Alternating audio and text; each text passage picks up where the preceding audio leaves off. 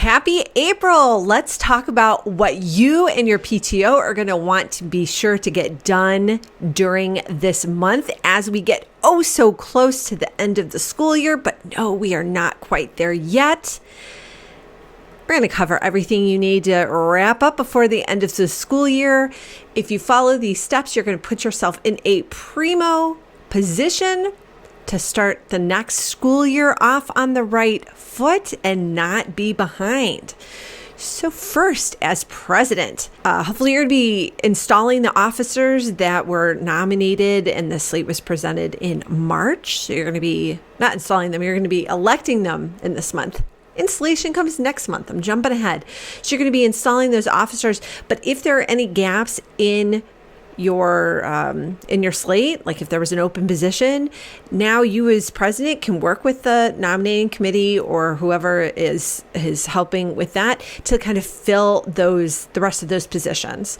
So I would definitely make contact with the head of the nominating committee and figure out who they approached, what possibilities are there. You might still have some fence sitters that you might be able just to talk with and be like, hey, this position is open. Think you'd be great for it. Of course, you want to be honest with that. You do not want to put someone who is ill suited for a position into a certain position. For example, if there's a position that requires a lot of public speaking or getting up in front of parents, like membership, you cannot have an introvert as membership chair. Sorry, just going to say it. It's not going to go over well. If you want to have two membership chairs and have the introvert do all of the social media posts and make all the flyers and do that kind of stuff, and then have another person who's reaching out and really being engaging and charming and all that kind of stuff, yes, you can do that. But that's like a really good example of a position that totally needs an extrovert. Totally does.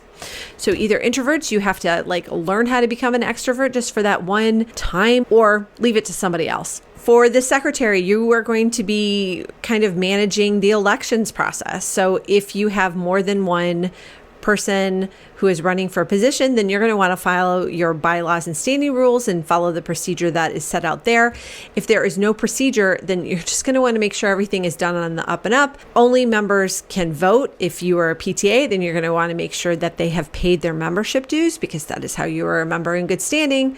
At least part of it is to have paid your membership dues. You're also going to want to, as secretary, go back through your records and make sure that you have uploaded all of the past meeting minutes for the year into your group's cloud storage drive, so that you do not end up with just having paper copies. Like all of the minutes should be typewritten at this point, right? You can either dictate into your phone or computer or type it in as you go, but they should all be digital. So we shouldn't need a paper copy, but make sure that the digital copies are off of your personal computer and onto the group's cloud storage system.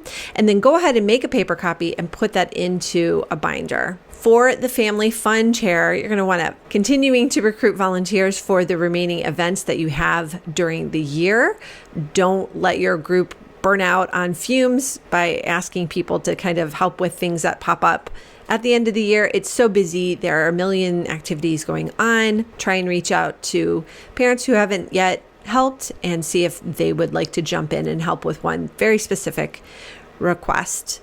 Now, for the fundraising chair, you're going to want to kind of look at the landscape for the next year. Really start planning your fundraisers now. It takes a lot of time to get the right fundraiser in place because you have to do some research. There have been very few times that when I've been fundraising chair in the past where I've just been like, oh, I know exactly what I'm going to do, and then boom, it's set up and done. So you can do a lot of the legwork that is going to lay the foundation for a successful fundraiser in the fall, now in the spring, before you are done with school, because let me tell you, you need a break this summer.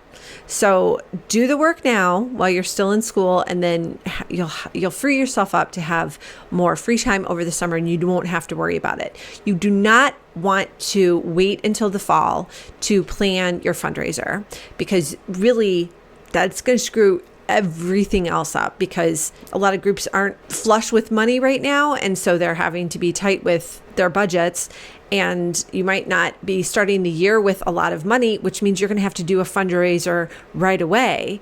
And if you are not preparing now for that eventuality, I don't know how that's going to happen. So really set yourself up for success for next year by getting the bulk of the work done now. So look at the different kinds of fundraisers that are available. What haven't you tried? What went over really well? What absolutely blew goats and you need to replace? Like, look for a good replacement. I always think trying something new is good.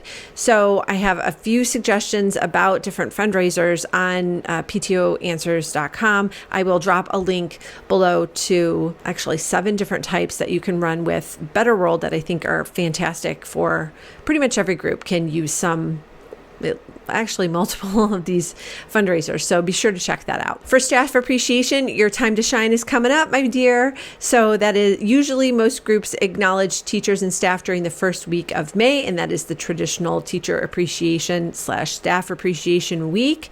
So be prepared for that. Keep getting volunteers. Hit the streets and ask for donations. You can go to Costco. Well, it's a little late to be doing that now because I think you have to go like 2 months out for these places, for a lot of places. But maybe more local businesses have a shorter time or turnaround time for donation requests. So continue to ask. The worst they can say is no, try again next year, give us more notice, but definitely be asking. When you have donations, that lessens the burden on you personally as a volunteer to make whatever you're getting donated, or it relieves a little bit of your budget pressures. So be sure to ask. And for the treasurer, I want you to go actually and look at your physical checkbook. Do you have enough checks to pay for everything that you know is coming up? So you can go ahead and take a look at your budget. If you have the treasurer's finance manager, it's going to be super simple for you to see how much people have spent in their respective, like as their committee chairs, like how much they've spent versus how much has been allocated, and you're going to know how much is outstanding. So do you actually have enough physical checks so they can write checks for everybody? If not, go ahead and order those checks now so that you have them ready to go. It'll make reimbursements and paying for the DJ for the 6th grade party, or the bounce house for the 3rd graders, or after prom stuff for seniors. That'll make it so much easier if you actually have the checks and you're not like losing out on opportunities because you didn't have a check to pay for something. That about wraps it up for what your PTO should be handling this month in April.